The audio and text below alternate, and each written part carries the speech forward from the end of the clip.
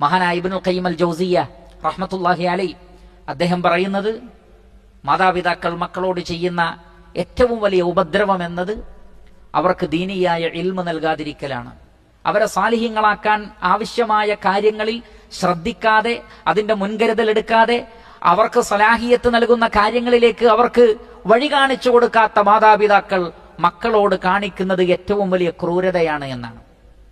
അവർക്ക് വസ്ത്രമില്ലാതാകുമ്പോൾ, അവരുടെ വസ്ത്രം ഒന്ന് പഴയതാകുമ്പോഴേക്ക് ബേജാറാണ്, പുതിയ ഡ്രസ്സ് വാങ്ങിക്കൊടുക്കുന്നു. അവരുടെ ഈമാനിലും അഖ്ലാഖിലും എന്തെങ്കിലും പോറലുകൾ പറ്റിയാലോ ഈ ഒരു ബേജാറില്ല.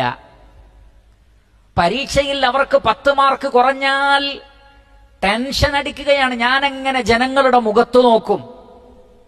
മാതാപിതാക്കൾ ചിന്തിക്കാണ്, മുഴുവൻ A+ കിട്ടിയില്ല, ഞാനിനി എങ്ങനെ ആളുകളുടെ മുഖത്തു നോക്കും, ആ കല്യാണ പാർട്ടിക്ക് ഞാൻ എങ്ങനെ പോകും, എത്ര A+ ഉണ്ടെന്ന് ചോദിച്ചാൽ ഞാൻ എന്ത് പറയും.